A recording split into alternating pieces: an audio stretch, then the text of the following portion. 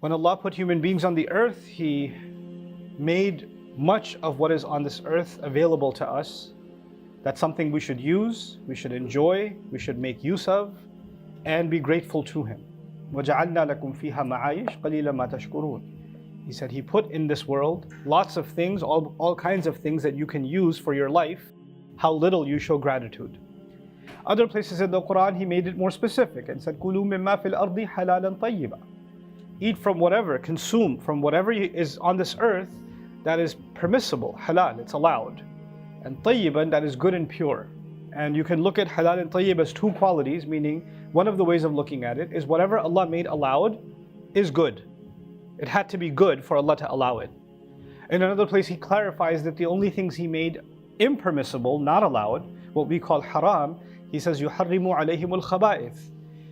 Filthy things is what He made haram. So things that are dirty and filthy and no good for us are things that He made impermissible. And the vast majority of what He put on this earth, He made permissible for us. There are a handful of things that you and I must stay away from. Everything else is allowed. Now, whatever Allah has given us is an act of Allah's love, is an act of Allah's care. And one of the ways you can think about the things that Allah has given us that are permissible, that are an act of Allah's love, is that many of the things He's given us, He says, it almost sounds like they're a preview of what He will give us in Jannah. As a matter of fact, we were created so we can inherit Jannah that He made for us. That's the purpose for which we were created. This is not our actual home. This is a temporary residence. Our permanent residence is Jannah. And so He says about Jannah that أُولَٰئِكَ هُمُ الْوَارِثُونَ. People that will go into Jannah are the people who inherit Jannah. Inheritance means that it's already yours. It belongs to your ancestors and you're going back to what's already in your name. You didn't buy it, you didn't earn it, it was actually inherited, right? So the idea is that we're going to go back to our final home. But when He describes that Jannah in the Quran, He describes it as a place with rivers and fruits and trees and amazing food, meat. Meat that comes from birds like chicken or quail and things like that. He says, وَلَحْمِ طَيْرٍ مِمَّا يَشْتَهُونَ, from the kind that they love.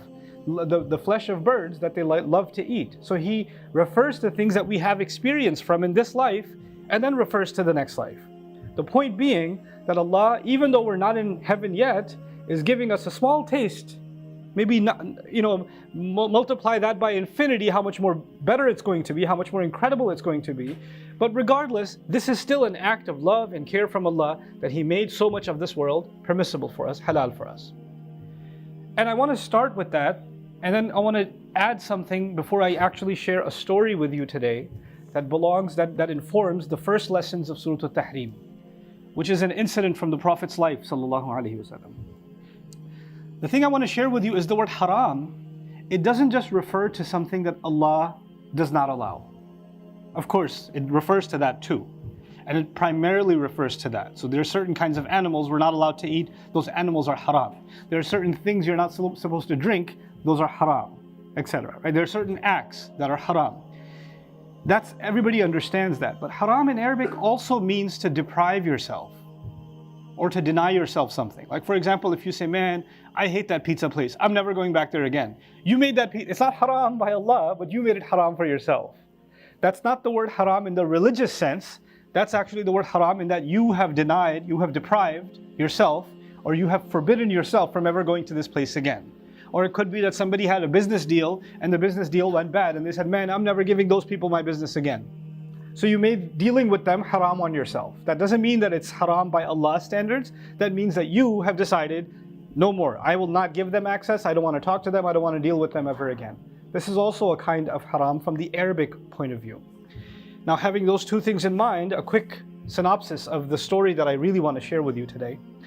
Our Prophet ﷺ, when he was in Medina, he had a lot of responsibilities. So he was the governor of Medina. He had to take care of a military situation. There were people in Mecca that were still thirsty for the blood of the Muslims, and they're still trying to gather intelligence and try to find ways of attacking Medina.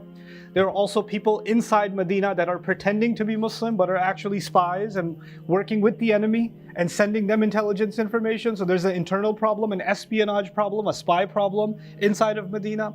There are other tribes like the Jewish tribes of Banu Qurayda, Banu Nadir, etc. These tribes, we have treaties with them. that we're going to defend Medina together, but some of the people of those tribes are making conspiracies that if they do get attacked from the outside, they'll actually attack from the inside. That's also happening. And there are even actually, some of you may know, there are attempts to kill the Prophet ﷺ, by way of assassination. Those kinds of things are happening in Medina. But in addition to all of this war situation and these military and these security concerns that are taking place, at the same time, the Prophet ﷺ is also Imam of the Masjid. He's also the one that has to teach the people religion. It's also anybody who has any problem. Somebody has a problem in their marriage. Somebody has a problem with their health. Somebody has a problem with someone else. Some dispute. Who do they come to? They come to the Prophet ﷺ. They ask him questions. Somebody has a question about religion. Is this allowed? This not allowed? What should I do? What can I say? Tell me something that will bring me closer to Allah. Anybody has any kind of question, they come to the Prophet ﷺ. So he has to deal with governance. He has to deal with counseling. He has to deal with leading the community. His hand is in everything. He has to make sure everything is okay, and he has to balance all of that. And on top of that, he is in charge of several households. Our mothers, his wives, he has to make sure they all have time from him too, because he's the head of all of those households. And so while he has all of those responsibilities, he had a schedule. And in that schedule of all of the mothers of the believers, his wives, he would give each of them a certain amount of time. Because it's all this other pressure and work on the outside, you have to have some set schedule at least that each of them gets a certain amount of time. So he would spend time equally, as much as he can, with each one of them. And one of them brought him honey, and she knew that he loves honey. And when she gave him that honey, he loved it. He really enjoyed eating it. And he's got a lot of pressure from the outside, so he's relaxing and he's enjoying some of that honey. And he didn't realize that a little extra time went by. Because everybody has a set amount of time, but now he's spending a little extra time because he's enjoying this meal. And he lost track of time. And as a result, he's giving one of those wives a little more time. When he gets to the next wife, she's getting lesser of his time. And this started becoming sort of a habit, because she realized, I got some extra time because I had this honey with me, so she keeps bringing it. And so he keeps consuming it, and he keeps getting late. It becomes a pattern. Now the next wife realizes, I've been getting 10 minutes less. I've been getting 20 minutes less. This is a problem. Now there's a few options. She could just come out and say it to him. She could say, actually, Ya Rasulullah, you've been spending lesser time with me, and I think that that's not fair, and I need more time with you, etc. She didn't say that. She decided to try a more indirect approach and say to him, sallallahu alaihi wasallam, what's that smell? And she kind of tried to say that the smell from the honey is a bad smell. So when he's with his next wife, she says, that smell is a little strange. And he felt terrible that his wife is now uncomfortable from the smell. So he says, I'm never going to have that honey again. I'll never have that. That's a honey, I'll never have it again. Mission accomplished, right? Because now he's not going to do that. Now she'll get her time back, and that plan of keeping him longer is intact. In response to this small incident, Allah revealed Surah Al-Tahrim, Surah number 66 of the Quran. And Allah says to the Prophet ﷺ, Ya ayyuhan Nabi, Prophet, lima tuharrimu ma ahallallahu lak? Why do you deprive yourself? Why do you prohibit yourself something Allah has allowed for you? Why do you prohibit what Allah has allowed for you? What's he referring to? The honey. He says, why are you making it haram for yourself? He didn't say it's haram. He just said, I won't eat it anymore because she doesn't like the smell. That's his logic. And Allah says, تَبْتَغِي مَرْضَاتَ أَزْوَاجِكَ. You're doing so in order to make one of your spouses or your spouses happy. You're doing this in order to keep them happy. You're depriving yourself of something Allah made halal because you want to make sure they stay happy. And Allah says, Wallahu ghafurur rahim. And Allah is forgiving. He's always loving, always caring, always merciful. Now I started somewhere else. I didn't start this khutbah with a story. I started this khutbah by telling you that Allah has made things halal in this world because they're beneficial for us, because He loves us, because He wants us to enjoy them. Because when we enjoy those things, we are more grateful to Allah. That's one of the purposes Allah made things, good things, halal for us. Then what's the importance of this ayah, and what do we learn from this ayah? And by the way, this is the first ayah of Surah Al-Tahrim, and the very next ayah is advice to you and me. So the first ayah is advice and a guidance to the Prophet ﷺ, and the next ayah is for everybody else. قَدْ فَرَضَ اللَّهُ لَكُمْ تَحِلَّةَ أَيْمَانِكُمْ. But I'll get to that in a second. You see what's happening here is there's a difference between what Allah wants for you. Allah says something is okay. Allah says something is okay for you. But sometimes you and I are in relationships, and those relationships could be a husband and a wife, it could be siblings, it could be friends, it could be parents, it could be children. And that family member, somebody or someone close to you says, I know that this is halal, but I still don't want you to have it. Because if you love me, you won't have it. And they may not say that directly, they're kind of putting a pressure on you, a little bit of pressure on you, for you to deprive yourself and deny yourself something that Allah is okay with you having. And sometimes in such relationships, what a person does is, I love you so much, fine, I won't do it anymore. You know, somebody might say, for example, a wife might say to the husband, you know, if you love me, you're not going to go out, you know, your friend who comes once a month, and you guys go eat pizza, I don't like him. If you love me, you're not going to go out with him. Or she won't say it directly, she'll just say, no, go ahead. Why don't you just go? Because you don't care about your family, right? Go ahead. And you'll say, no, okay, I won't go. I'll never call him again. I'll never talk to him again. It's okay.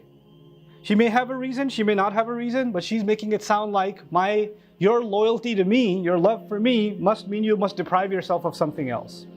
It may be sometimes people go to extreme measures. Somebody says, a husband says to the wife, oh yeah, you wanted to go visit your mom? I don't want you to do that. Because I'm going to be really upset if you visit your mom. That's completely permissible for a wife to visit her mother, to spend time with her. But now he's put a condition on her, as if she's somehow betraying him. This is not just done between husband and wife. Parents do this.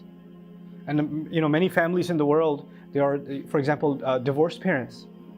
And when parents get divorced, sometimes things end on good terms, like Allah wants them to. And sometimes they don't end on good terms. So the mother and the father hate each other, and they use the children. So they'll make the children feel bad for spending time with the father or spending time with the mother, right? And they're making them feel, and every child has a right to spend and love and respect both their parents. And for them to feel like, if I'm spending time with dad, I must be doing something wrong to mom. Or if I'm spending time with mom, I must be wronging dad somehow. The parents are making them feel like they're doing something wrong. They're making something haram for them, depriving them of something that Allah did not. Allah wants them to have it. Allah wants them to be happy. But somebody in the family is not letting you do that. Now what does that do? When you deprive yourself of things that you're actually allowed just because you want to make somebody else happy. You think that that's going to make them happy. And they keep asking more and more of you, and you start giving up more and more and more of yourself. You don't do this anymore, you don't do that anymore. You give up parts of your life because you're out of love for someone else. Sometimes people give up all kinds of things. I've met people that say, oh, I'm 45 years old, I never got married because I wanted to take care of my parents. Taking care of your parents has nothing to do with getting married. You could have gotten married and you could have had 12 children, and that still doesn't mean your parents' rights were taken away. Those two are completely separate things. This person made something haram on themselves in order to make someone else happy. Allah told the Prophet ﷺ, even if you say you're not going to have a little bit of honey, it's a small thing, a little bit of honey. Don't even allow a little bit of that in your life. If Allah says it's okay, nobody else comes to get and tell you, no matter how much you love them, that it's not okay. What Allah has made okay for you, you should not be guilty about wanting it or consuming it or having it because Allah has made it allowed.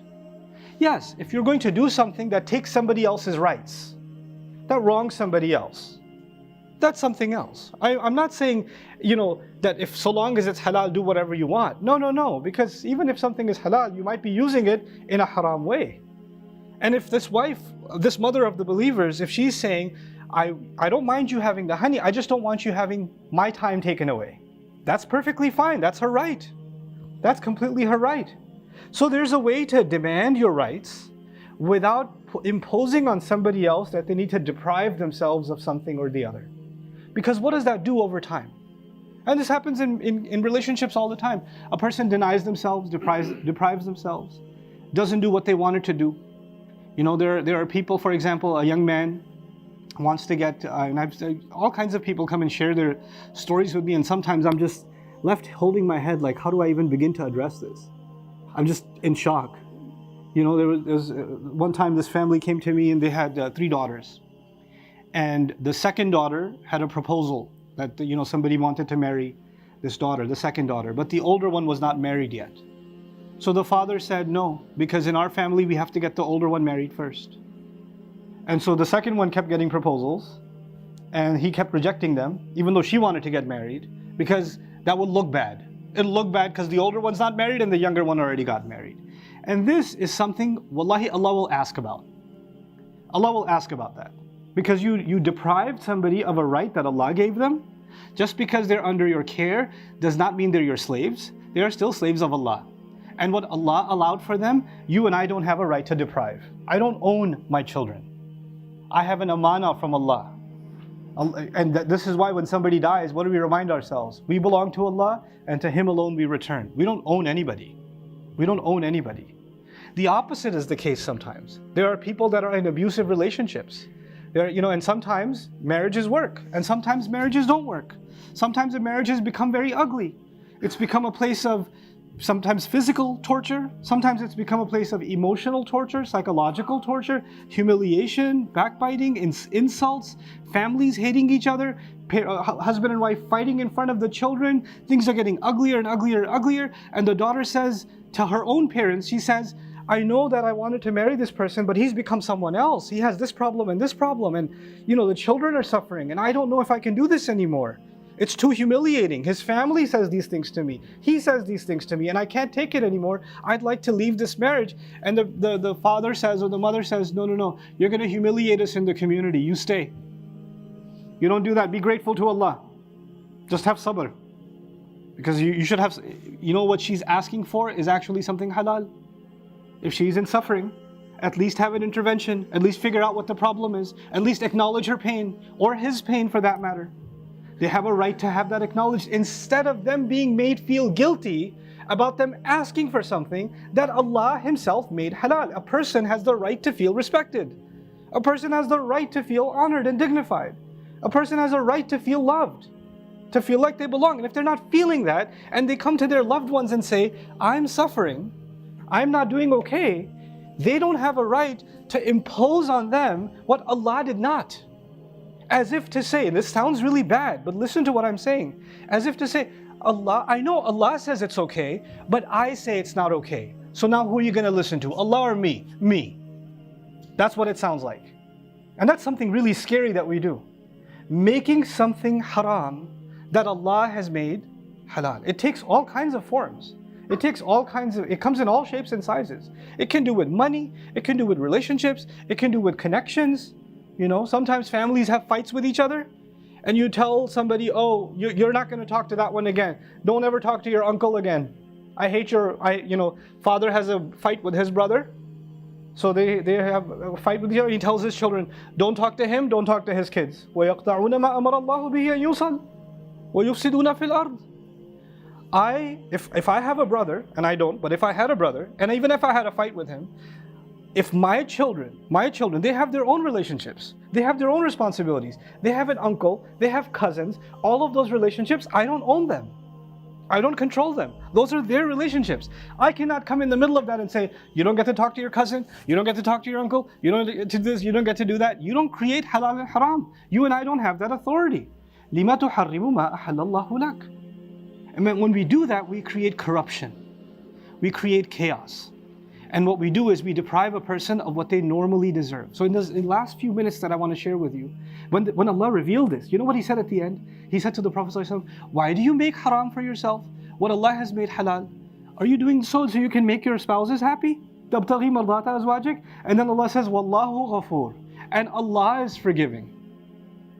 Allah is forgiving. And that doesn't just mean Allah has forgiven the Prophet ﷺ. Allah is telling the Prophet ﷺ something very important, very powerful. Allah is the only one who forgives. Allah is the only one who truly forgives. Human beings can try to forgive, but there's still something left inside. They can't help it. We just can't help it. We can't just completely let something go. Something might remain inside. Yaqub alayhi salam was very hurt by his children. They kidnapped his favorite son and threw him in a well, and he couldn't have access to his son for his entire youth. And he spent so many years in jail, and all of these terrible things happened because of his other sons. But eventually they apologized. They came to their father Yaqub and they asked him to make dua for them and to apologize to him. And he couldn't do it. He said, Sawfa astaghfiru lakum rabbi. I'll do it eventually. I can't do it right now. I'm too hurt. To Allah, however, He forgives. This is important because sometimes we are trying to please someone because we think their feelings are hurt and we're trying to earn their forgiveness. The only one whose forgiveness you should be trying to earn is Allah Azza wa Jal. With every other creation, if you messed up, if you ever said something wrong to your mother, or your father, or your husband, or your wife, or your brother, or your friend, you said something wrong to them, you did something wrong to them, you should go to them, you should apologize, sincerely apologize, and move on with your life. You don't keep going back and apologizing over and over and over and over again. The only one you have to keep going back to and keep apologizing over and over again is who? It's Allah Azza wa Jal. It's Allah Azza wa Jal. And even Allah Azza wa Jal tells us that when you go to Him for any sin that you may have committed and you sincerely apologize to Him, لَوَجَدُوا اللَّهَ تَوَّابًا رَحِيمًا, they would have found Allah immediately willing to accept their tawbah. Allah forgives, people don't forgive. People say, remember that thing you did? Yeah, but I apologize for that. Not enough, you didn't. You didn't apologize enough. You've only been apologizing for the last 10 years. I got another 30 years of mileage to go for that one thing you said. So you need to keep on apologizing. And this becomes a way of controlling someone. This becomes a way of them making haram for you, what is otherwise halal for you. So out of guilt towards them, you deprive yourselves things that are allowed for you. And Allah says, Wallahu Ghafoor, and He adds the name Rahim. That Allah is loving, caring. When He made something halal for you, it's because He loves you. When He made something allowed for you, it's because He cares for you. He made something allowed for you because it's good for you. And nobody else will love you and care for you more than Allah. Nobody gets to tell you that something Allah has given you out of His love and care is harmful. If Allah has made something good, nobody else gets to redefine it as harmful or bad or no good. Nobody has that right. And you'll find, forget people who don't know the word of Allah, and forget people that don't believe in Allah. You'll have people who claim to believe in Allah, claim to believe in this religion, even look like they practice this religion, and yet in their lives you find them making things haram that Allah has made halal. Imposing on people what they have no right to impose. Guilting people about what they shouldn't be guilting them about. There are some such strange cases of these things, because what's happened sometimes in our culture, in different cultures, Pakistani culture, Bangladeshi culture, Egyptian culture, Moroccan culture, different cultures, we have expectations. As the last thing I'll share with you, these expectations can become very heavy. Yeah?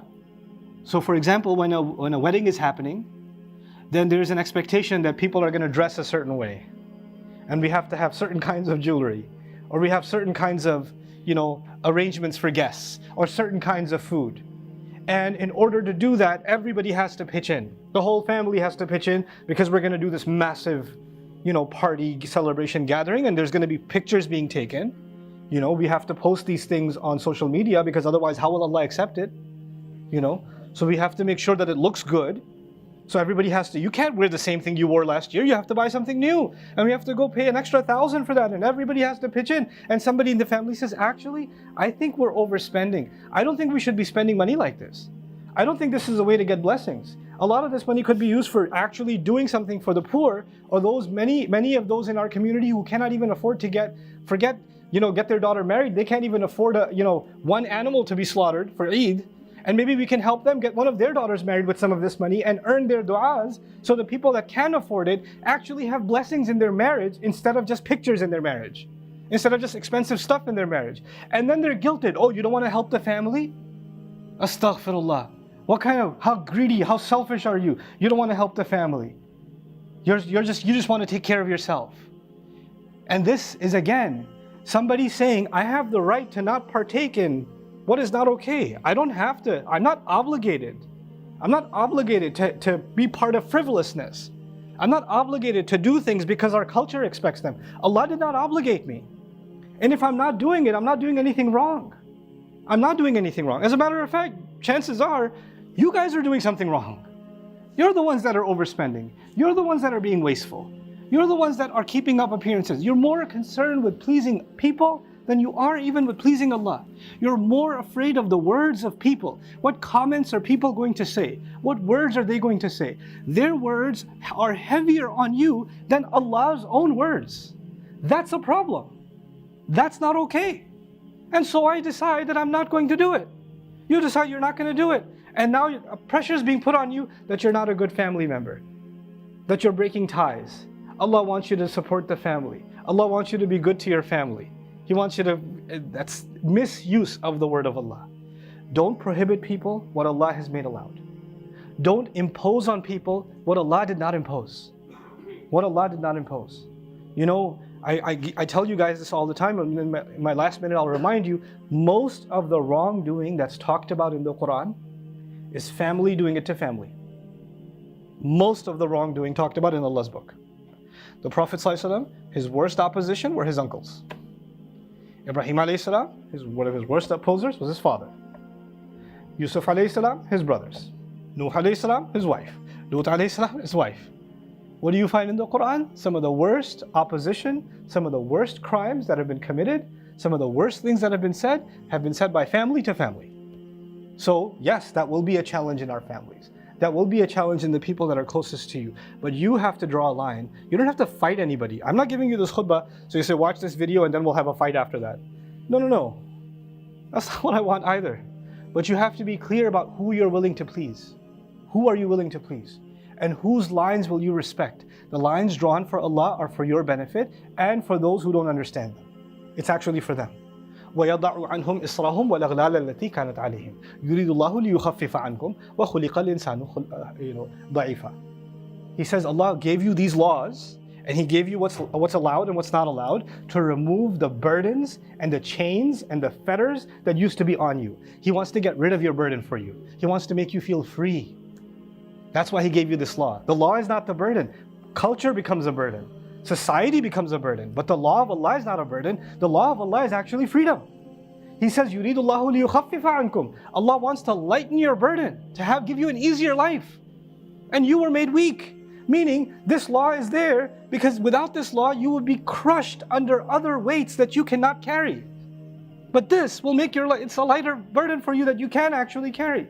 We have to turn back to the instructions of Allah, the halal and the haram that Allah has given, and not create our own versions of halal and haram, because that way we are only putting chains on ourselves. We're only putting burdens on ourselves, and we're only making lives of ourselves and those around us difficult. May Allah Azza wa Jal make us of those who are truly able to free themselves and are able to express these concerns in a loving, respectful way to friends and family. Barakallahu li wa lakum fil Qur'an al-Hakim wa nafa'ani wa iyyakum bil ayati wa dhikri al-Hakim.